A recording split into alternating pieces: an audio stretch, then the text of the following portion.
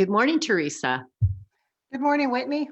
Welcome to Wisdom to Wealth, and thank you for tuning in and joining us. I'm your host, Whitney Hammond, owner of Sovereign Wealth Management, and co-host Theresa Pellizzari, Financial Security Advisor with Sovereign Wealth Management. Whether you are just getting started in your investment life, looking to manage your money yourself, or you work closely with a financial advisor, Wisdom to Wealth discussions will provide a roadmap to the life you want and deserve. Our mission here is to teach you how to gain control of your money so that your money doesn't take control over you. Thank you to our followers, and keep sending those questions because that's where we pull our questions from, is from our audience. Today's two questions are around the gift of giving and the ripple effect. So, Theresa, do you have an example of a gift you received that keeps on giving?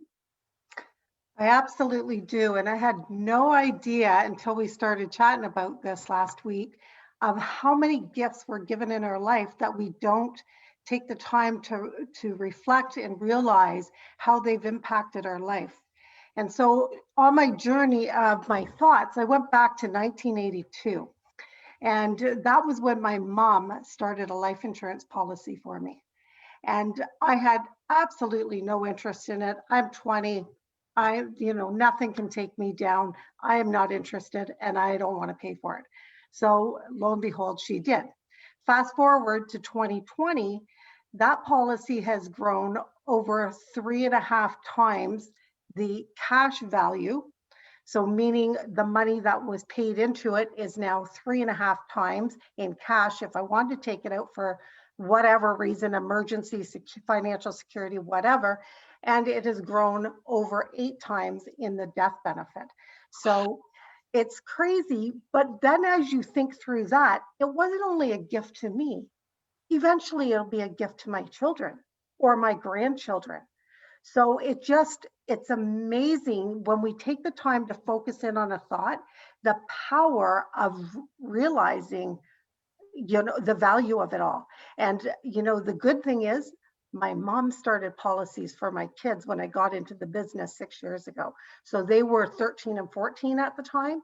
So their policies will even be that much more powerful, and they'll just keep giving and giving for generations.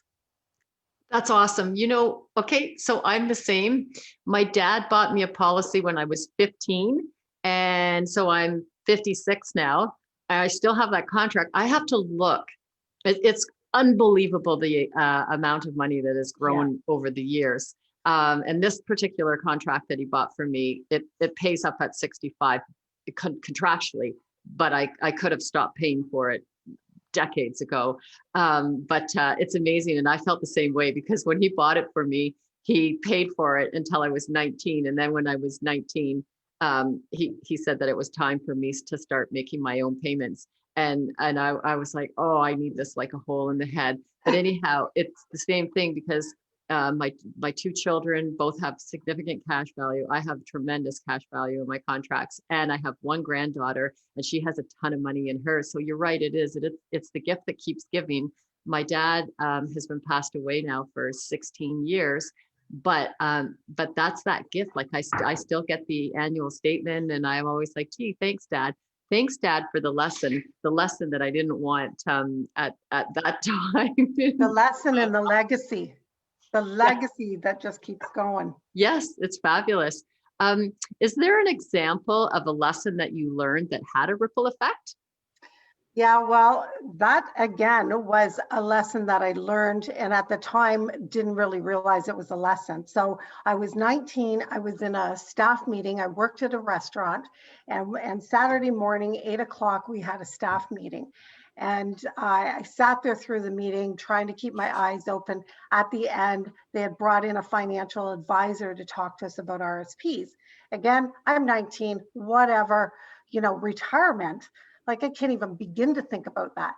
But I wanted to get out of the meeting. So I was the first person to sign up for the RSPs.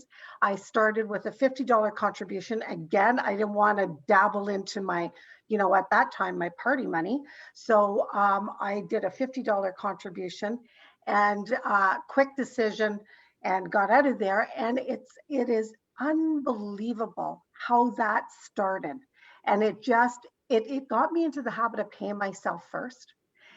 It got me to learn about compound interest and the security that it brings, whether it's an emergency in your life, which isn't what retirement money is meant for. But when I went back to school to get in this business, my lifestyle changed. So I didn't want it to. So I just dabbled into my RSPs that I've since replenished, but it just gives such a peace of mind. Every day, I don't have to worry about money. And again, it'll be a legacy one day if I don't spend it all, that is. Yeah, So if we know that our tomorrow is okay financially, then that really helps us with our decisions that we make today. So that, and I work with my clients. If we know that your, retirement plan is working, because I know how to figure out the numbers, obviously, and if your estate is rolling out the way you want it to, again, that's what we do. Then it really helps with your today decisions.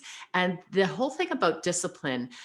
You're right. So people that are watching, it could be any age, it could be young, you could be old. Older people can teach, their grandchildren or their children that little tiny bit of money that you do put away at a young age becomes a mountain in the future. So you're right. I started at a very, very young age with, tap, tap, tap, just putting a little tiny bit of money away to, decades ago, maxing out. I've always maxed out my RSP, so it's not hard to do. But we don't always ask people to do that. But it's the discipline of putting that money aside.